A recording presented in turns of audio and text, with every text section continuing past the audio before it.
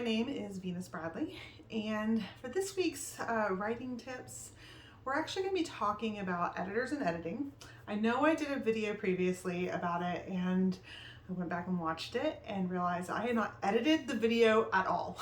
Like, there were jumps and mistakes and all this other stuff that I don't even know why I posted it. I guess I posted the raw video. I don't know.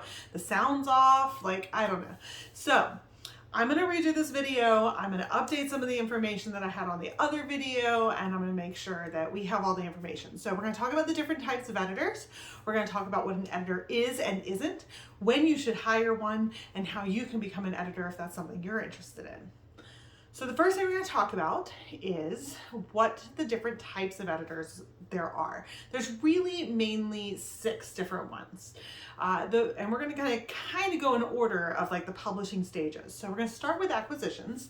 So an acquisitions editor is somebody who is trying to get books or acquire books into the publishing house that they work for. Whether that's a hybrid publisher or a traditional publisher, most publishers have some type of acquisitions editor. They're the first person who reads a book, they're the first people who submit a contract, and they bring in books.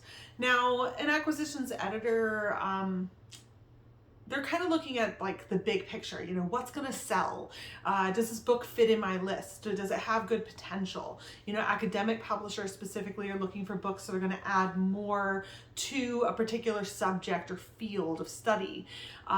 They might write back and ask for some revisions or something like that, just to see if the author's open to revising and to see if the book really is a good fit. But other than that, I mean, that's their main job, is acquisitions. They do a little bit of work, but they're not actually sitting there line editing your book. We'll talk about that in a moment. The second kind of editor is a developmental editor. Developmental editors are usually fairly early on in the process. They work with, you know, some structural issues, big picture problems though. So I tell authors a developmental edit, we're looking for, does the thesis statement in your introduction match the rest of the book? Did you fulfill the promise to your reader? Do you have a character arc? Do you have information that will help the reader to use the lessons that you're trying to teach them? If you're writing nonfiction, that's super important, right?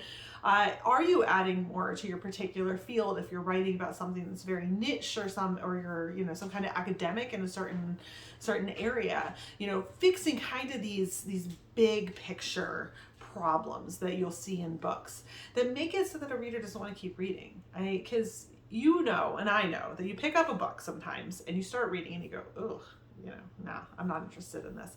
And it might be because it's just not your type of book, but it also might be because the book was not well edited and there wasn't somebody who pointed out the giant truck-sized plot hole in your book, and you need somebody to do that and to help you fix those problems.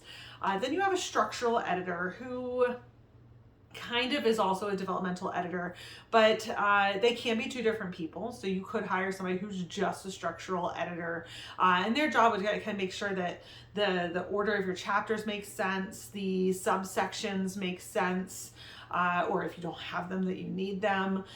It's particularly important for nonfiction. Developmental editors and structural editors are kind of the same, one and the same. They do the same work, and oftentimes if your book is having developmental issues, it's because it has some structural issues too. Then you have a content editor. So a content editor does a full edit and markup. They fix incomplete thoughts and ideas, voice, tone. They're not as deep level as a line edit, but they're trying to make sure that overall everything is working and that they're following certain branding guidelines and style guides. So I used to do the content editing for the city of Raleigh in their Parks and Recreation department. I did all outward-facing materials, so flyers, brochures, newsletters, all of that, the stuff that, you know, customers, the clients, the patrons are going to use to see if they want to join one of the programs that City of Raleigh was offering.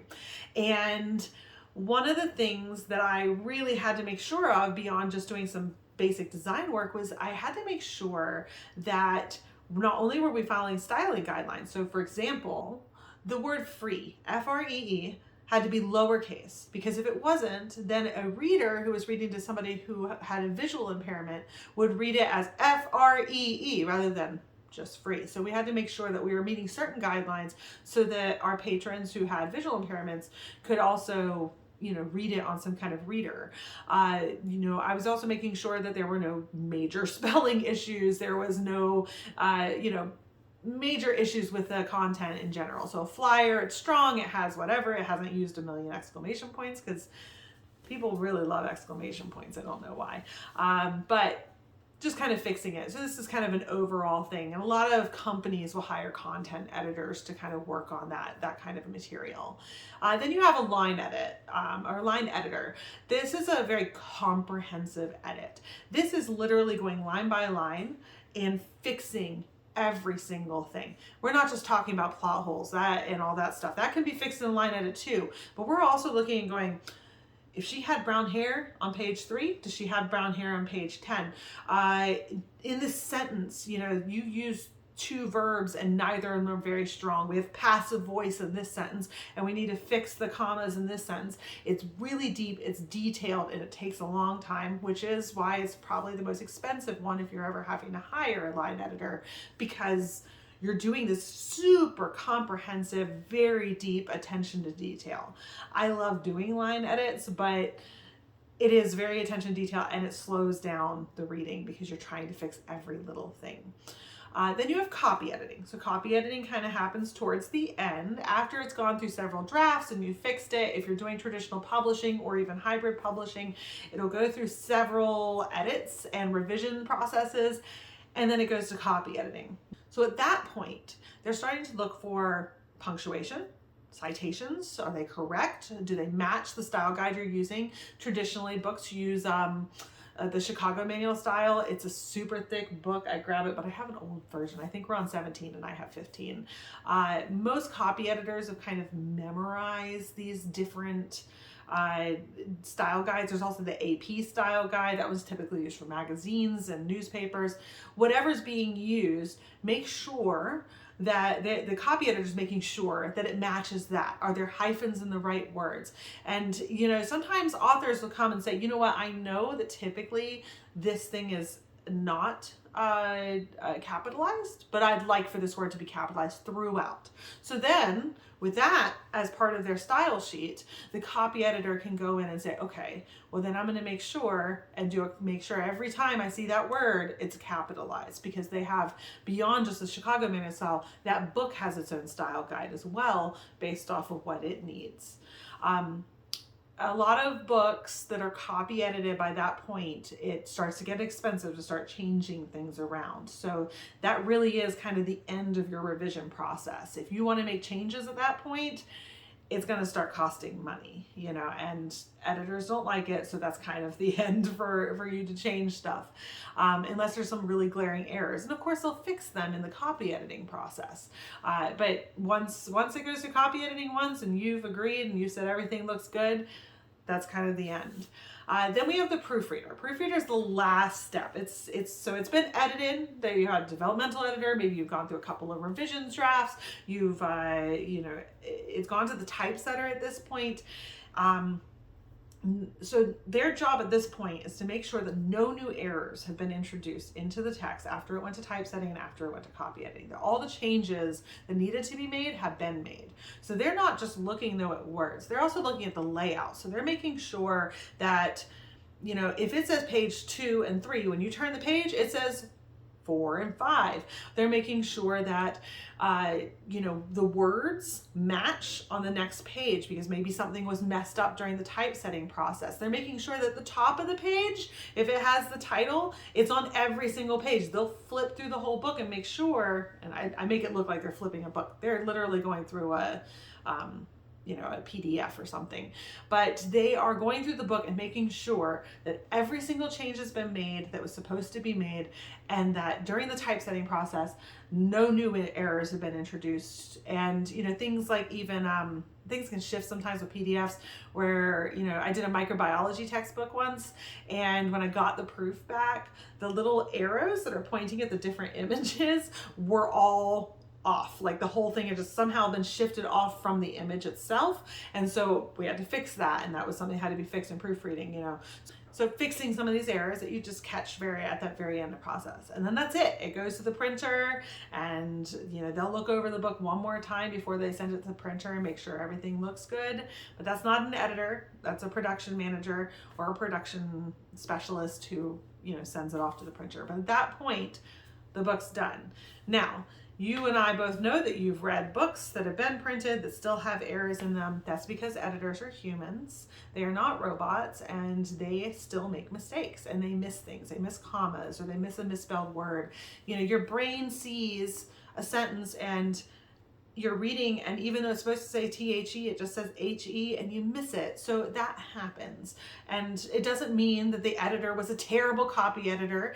If there's a plot hole in your book, it doesn't mean that your editor was a terrible, you know, developmental editor. It just means that we're human and editing is subjective. So it happens, right? What are editors and what aren't they? So an editor is not a ghostwriter. Their job is not to rewrite your book. You are the author. You write your book. So I've had this happen where we've had an author submit a book that basically they like read their book out loud in transcript form, and then they just had it, you know, used a, you know, like a voice feature, and then just downloaded it into book form. It's raw. It sounds like how you would speak. It isn't, you know, well formed. It's got ideas. And I've had authors actually expect me to fix that and, you know, turn it into something that sounds like a book. No, that's called writing, and that's your job. Your job is to write your book. You know, it doesn't have to be perfect, but it's not the editor's job to ghostwrite. You can hire a ghostwriter. They're completely different.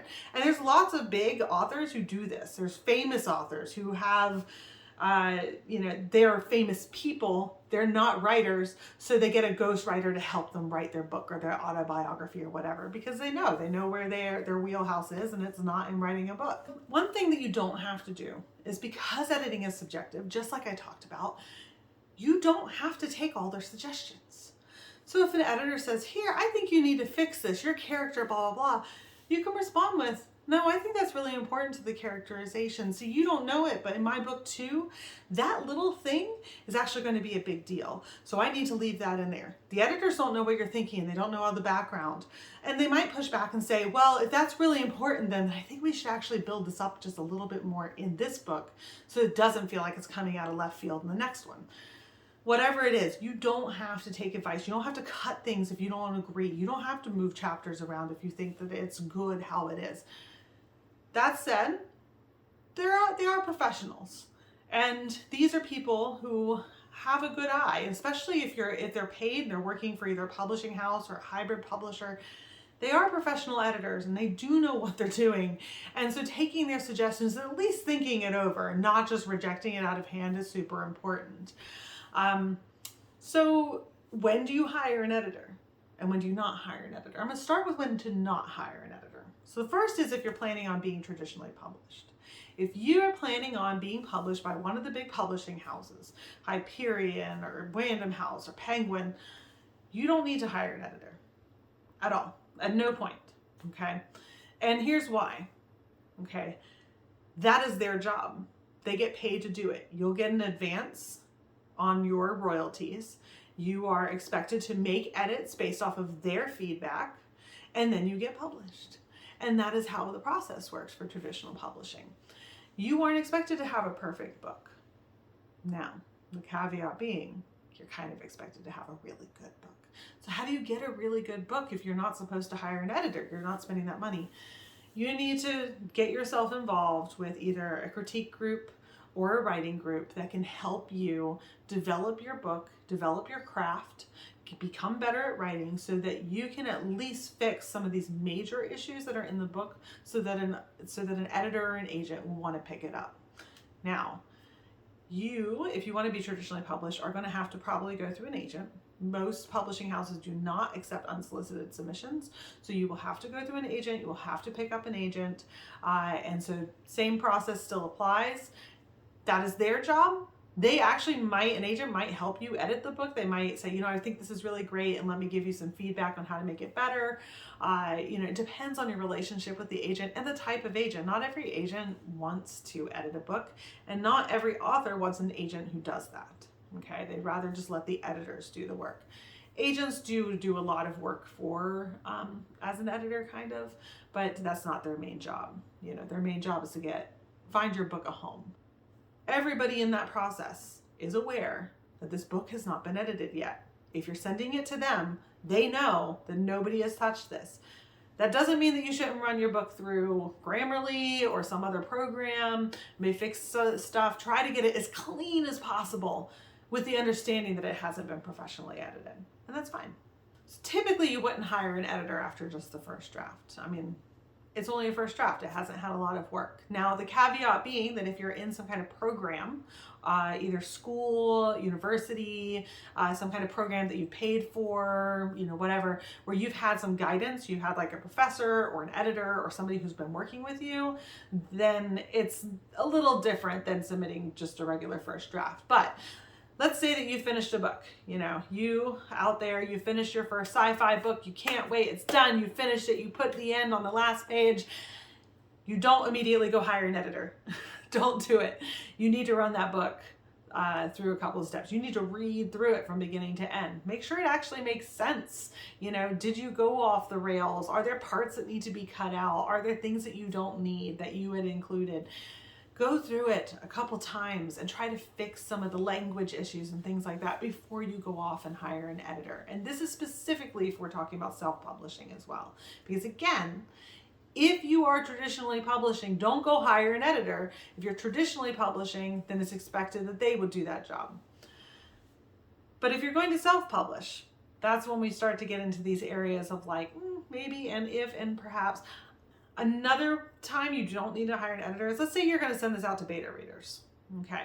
You're like, okay, I need to make sure this book, I think I've worked on it enough, whatever. Should I hire an editor to fix the book before I send it to beta readers? I've actually seen people ask this question on like Reddit.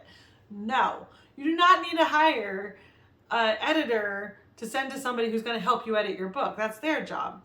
And if you have questions about beta readers, go watch my other video about when to get a beta reader. Completely separate subject. But you don't need to hire an editor to clean it up for a beta reader. Not necessary.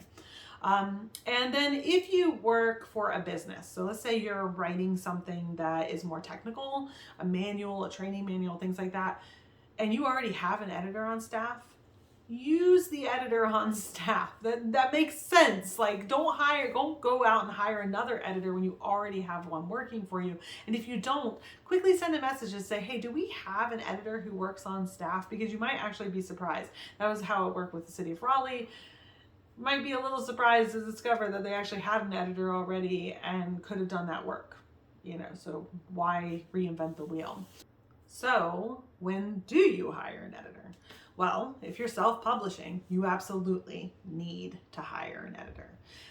You writing a book out one time and then going it over yourself and then just throwing it up on Amazon is how we end up with some really bad self-published books. I wish that they were better, but there are some really bad ones out there, and that's what people do. They just write it and then they think, well, I'll read through it once, I'll catch all the errors. No, you won't. You won't catch them. You think you will.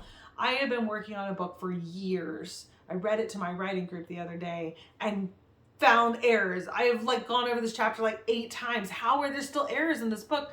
Well, because I can't see my own problem. I can't see my own writing because I am so focused on fixing characterization. I'm focused on the characters and words, and I just miss when something's misspelled, or I miss when something's not right, or when there's a plot hole. That's why I have a writing group. And if you can't afford to pay for an editor to do your whole book, because it can be expensive, especially if you need a line edit, hire them for a little bit of your book.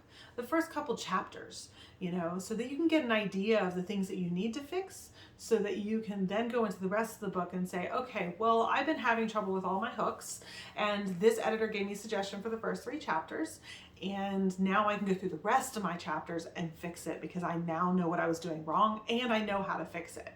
That's a good solution if you can't afford to hire an editor to line edit your whole book. If you have a company who has an outward facing materials, you need to hire an editor. You need an editor for your company, whether you hire a freelancer just off of, some freelance website, or you have somebody who works in-house for you, doesn't matter. You need to hire an editor. If anything is outward facing, it would be super embarrassing for you to print a giant sign that says, construction, and forget to put the extra T in there. That's a problem. So you need to hire an editor for outward facing materials. I cannot tell you how many things I have seen pop up on the internet. I've seen them pop up, I literally printed and sent to me that have errors in them. And it doesn't look good, especially if you're a business. It doesn't look good. So have somebody do some of that work for you, even if it's one-time work. Hire an editor. If you're doing Kickstarter projects or crowdfunding, make sure you have an editor who is going to edit those things.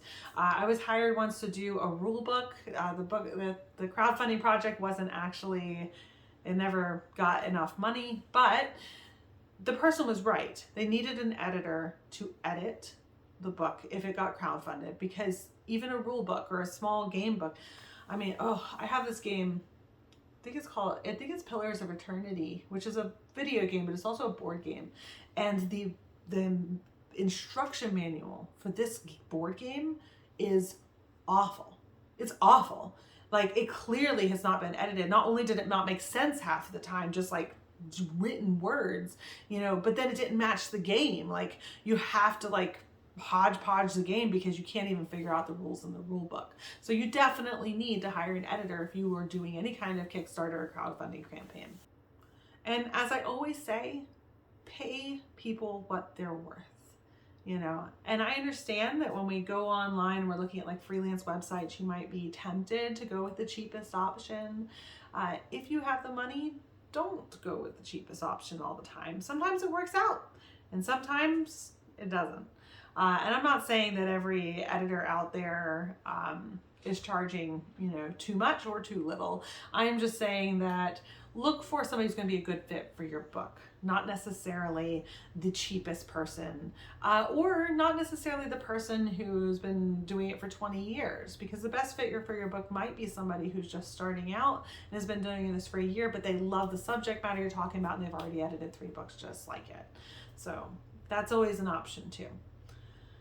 Finally, how do you get to become an editor? If you're interested in doing this, how do you become an editor? It's not like in the olden days where you would get an apprenticeship at a publishing house and then you'd slowly learn the ropes and then eventually you'd be allowed to take on a project or two and you build your way up. That's how it used to be in the publishing industry up until about the 1960s. It's not that way anymore. That's not how it works.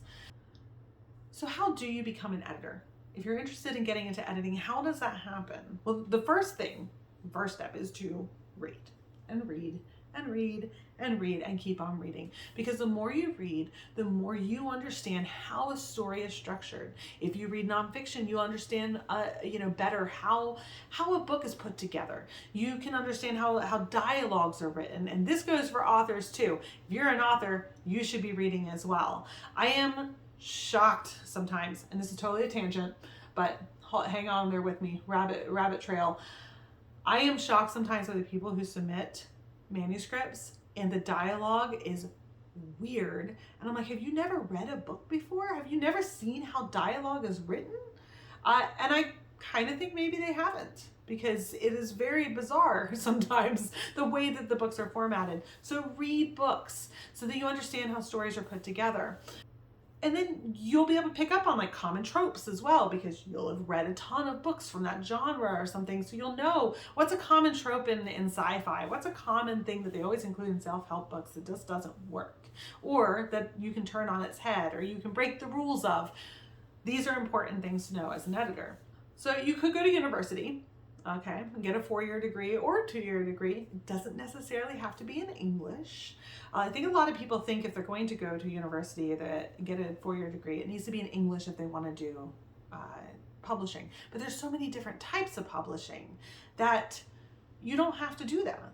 What you can do is think about where you want to go. Do you want to do magazine publishing? Do you want to do online publishing?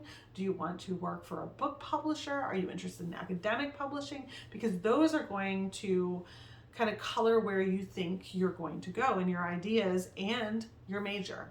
Because if you wanted to do technical publishing for a microbiology or science books, then perhaps you should actually have a degree in one of the sciences or maths.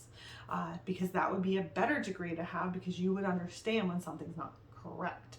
If you wanted to get into doing more technical, editing, there's a lot of degrees that you can get into. Business is a really good one because technical editing requires you to understand business. If you wanted to do more fiction and genre, then perhaps English or literature, those degrees would be super helpful. And if you were interested in doing academic publishing, having some kind of focus for your degree. So for example, women's studies, there are publishing houses that have entire lists that are just women's studies. So that would help you get your foot in the door because you have a degree in women's studies as well. And you could try to get on working for one of those publishers, as that is one of your focuses.